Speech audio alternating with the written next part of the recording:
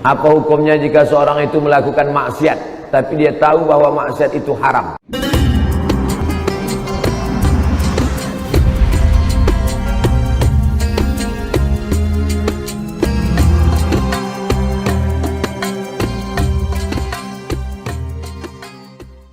Apa hukumnya jika seorang itu melakukan maksiat tapi dia tahu bahwa maksiat itu haram, fasik?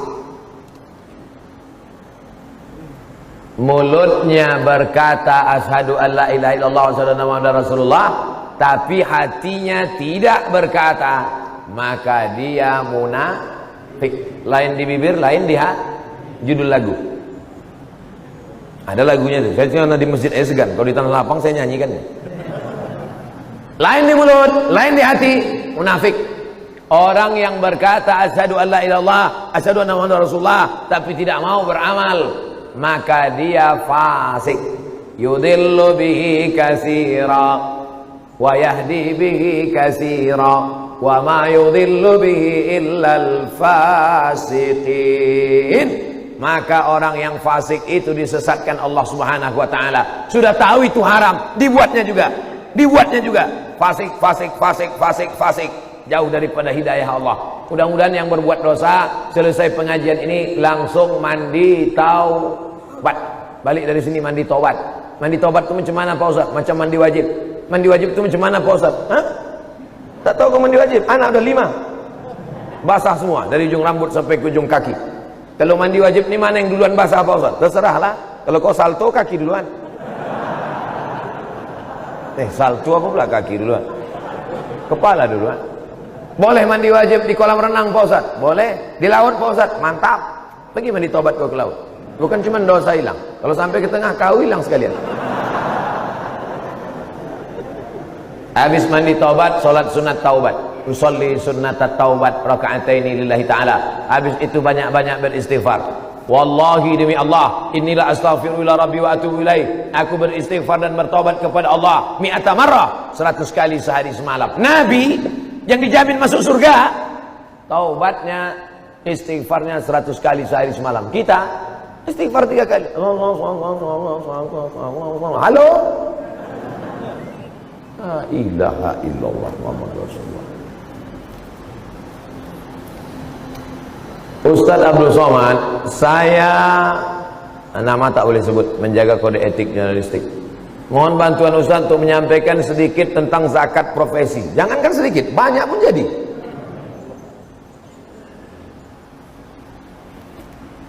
Zakat yang paling tinggi pendapatannya selama saya berceramah, penduduknya 175.000. Penduduknya 175.000. Zakatnya 18 miliar. Banyak apa sedikit? 18 miliar tuh kalau kita belikan cincau. Oh, gembong kita. Berenang kita. Rakyatnya cuma 175.000. Tapi zakatnya 18 miliar. Namanya Kabupaten Baru, Sulawesi Selatan. Sulawesi Selatan. Sukunya Bugis, mayoritas Bugis, orang-orang kaya Bugis. 18 miliar zakat. Saya tanya Tuan Guru bagaimana bisa masyarakat ini disadarkan 18 miliar? Ada teladan. Jangan kita menyuruh orang bayar zakat tapi kita tak berzakat. Oh, yang paling pertama teladan ternyata. Setelah itu rakyat ini disadarkan, bayar zakat, tolong fakir miskin, anak yatim, keluarkan zakat. Gaji 2,5%. Profesor Dr. Muhammad Farid Wajdi dari Al-Azhar Mesir dari tahun 1971 sampai 1985. Pulang dari Al-Azhar, ketua Basnas. Nah ini. Yang paling banyak zakat ini dari PNS, dari guru, dari pegawai. Habis itu baru petani, nelayan, bisnismen membayar zakat. 85 gram emas. 85 gram emas kalau sekarang 42.500.000. Dibagi 12, kalau begitu 1 bulan 3,6. Siapa saja yang berpendapatan 3,6, maka kemudian dipotong 2,5%. Tapi Ustadz, kata Profesor Dr. Farid Wajdi yang alumni Azhar ini, Ustadz Somad, sehebat apapun kita menyampaikan zakat, kalau tidak ada motivasi dari pejabat, bupati, DPR, omong kosong, ceramah tak laku Pak Ustaz, bebuih mulut kita. Bayarlah zakat, naik ke atas mimbar, bayarlah zakat. Jamaah tidur. Tapi bupati tak perlu dia berteriak, pelan aja, bayar zakat ya. Kalau kami tak mau Pak, siap-siaplah kalian. Dikit aja. Buat matre 6.000. Saya yang bertanda tangan di bawah ini pegawai. Pas cerita zakat tiba-tiba rusak nih. Ada sabotase nampaknya. Saya yang bertanda tangan di bawah ini pegawai kabupaten. Kalau saya tidak membayar zakat, maka saya siap dicampakkan ke pulau yang paling jauh dekat dataran Tiongkok. Tidak ada cara lain menyelamatkan umat ini kecuali dengan aturan. Awalnya keterpaksaan. Apa kata pepatah Melayu? Allah bisa karena biasa. Kalau sudah terbiasa dia bayar zakat, insya Allah kita selamatkan masyarakat ini. Bagaimana kalau kita kerja di Karimun, bayar zakatnya di luar Karimun? Tu'khazu min aghniyaihim wa turaddu ala fuqaraihim. Diambil dari orang kaya di negeri itu, diberikan kepada fakir miskin di negeri itu. Cari makan di Karimun, bayar zakat di kampung. Apa maksudnya ini bro? Pak Ustadz, di kampung saya banyak orang susah, pakai prosentase lah. 75% di Karimun, yang 25% di kampung halaman. Jangan kau bawa semua di kampung, habis itu kau cari makan di sini. Di sini ada fakir miskin. Makanya bayar zakat itu ke Basnas, Badan Amil Zakat Nasional, supaya diatur terus. Waktu saya sosialisasi di Kampar, Kabupaten Kampar Riau, bayarlah zakat ke Basnas. Datang satu bapak-bapak, Pak Ustadz, kalau saya bayar ke Basnas, tetangga saya tak dapat, keluarga saya tak dapat, orang kampung saya tak dapat, maka saya tak mau bayar ke Basnas. Kebetulan orang Basnas ada di situ. Ada ketua Basnas di situ. Pak Basnas, tolong jelaskan. Ditanyanya, ente berapa kasih keluarga zakat? 500.000. Serahkan harta ente ke Basnas, kami kasih 1 juta. Terdiam dia.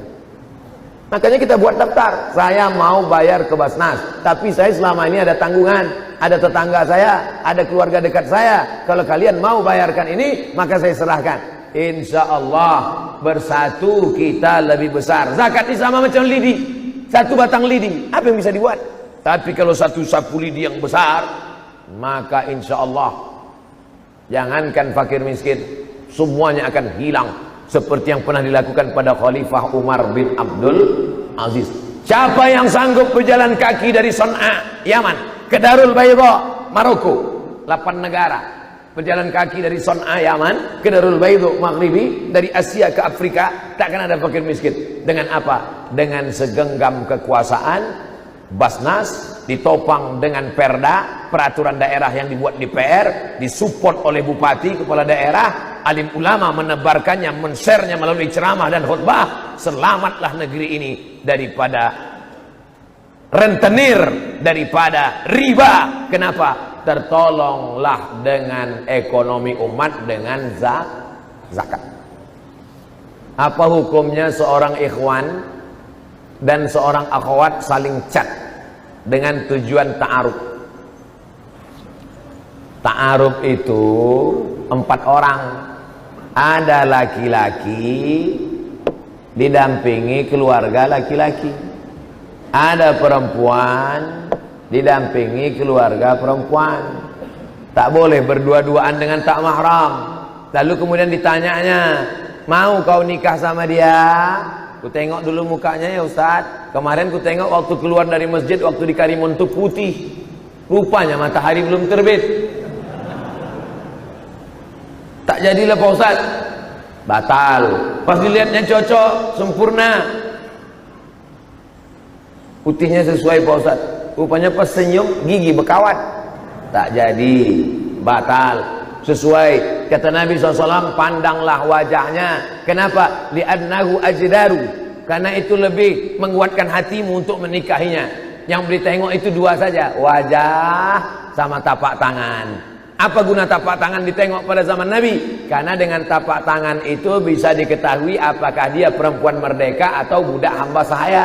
Kalau hamba sahaya kasar tangannya, siap kau tidak menerimanya. Oleh sebab itu kalau sudah siap, istikharah, maqaba man istakhara wa manalima man istasyara. Tidak akan sia-sia orang yang istikharah dan tidak akan menyesal orang yang mendengar pendapat orang lain. Fa idza azamta fatawakkal 'ala Allah. Bukan melalui chat berdua. Pertama tanya nama, lama-lama kirim foto, lama-lama entah apa-apa dia buat, lama-lama berjanji. 6 cara setan menggoda. Bagaimana yang pertama? Fanazratun, pandangan mata. Yang kedua, fasala fabtisamun, senyuman. Setelah menengok, senyum. Yang ketiga, fasalamun, say hello, hai. Yang keempat, fakalamun, apa kabar? Yang kelima, famau'idun, janjian. Yang keenam, faliqaun, pertemuan. Kalau sudah bertemu tak ada mahram, terjadi apa yang terjadi. Mudah-mudahan terpelihara anak-anak kita ini dari pergaulan bebas. Siapa yang mengontrolnya? Orang tua. Anak-anak muda ini nakal, tapi kenakalan orang tua juga luar biasa. Kalau datang anak muda pakai mobil, oh silakan bawa. Saya bawa ya Pak, bawa. Kami pulang jam 12 Pak, azan subuh pun tak bawa. Semoga Ustaz diberikan umur panjang yang berkah. Amin. Saya mohon izin menyampaikan tausiah Ustaz melalui tulisan terutama masalah zikir. Boleh ya Pak Ustaz? Mantap. Ceramah-ceramah ini kalau bisa anak-anak muda kalian tulis ulang balik. Habis itu kalian share. Buatkan grup WhatsApp, kumpulan ceramah Ustaz Somad dalam bentuk tulisan.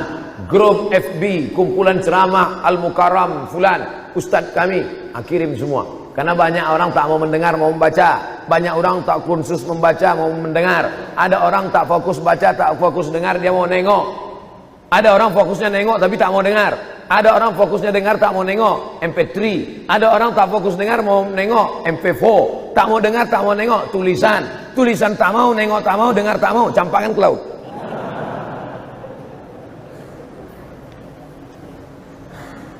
Saya simpan di deposito. Ada bunganya, sedangkan bunganya tak boleh diambil. Jadi uang yang kita dapatkan itu sebagusnya kemana Pak Ustadz? Pertanyaan ini pernah ditanyakan kepada Syekh Yusuf Al-Qardawi, diterjemahkan dalam buku namanya Fatawa Mu'asirah, fatwa-fatwa kontemporer. Menabung di bank konvensional, karena di kampung dia tak ada bank Riau Kepri Syariah. Terpaksa menabung di bank konvensional, karena kalau diletakkan di bawah bantal hilang. Saya khawatir kalau diletakkan bawah bantal Pak Ustaz. Kau khawatir pencuri? Tidak. Jadi siapa yang kau takut? Bini saya. Bang, duit apa nih bang? Duit sial. Kenapa duit sial? Udah kusembunyikan kau dapat juga.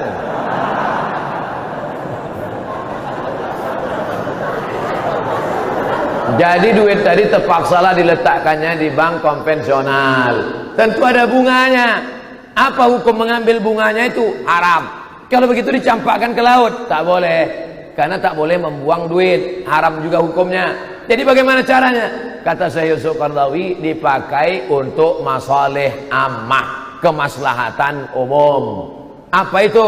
Masjid, fakir miskin, anak yatim, panti jompo, pondok pesantren. Tapi ada juga pondok pesantren yang tak mau menerima duit ini, karena kata dia subhat. Di antaranya pondok pesantren tahfiz Quran Buya Yahya.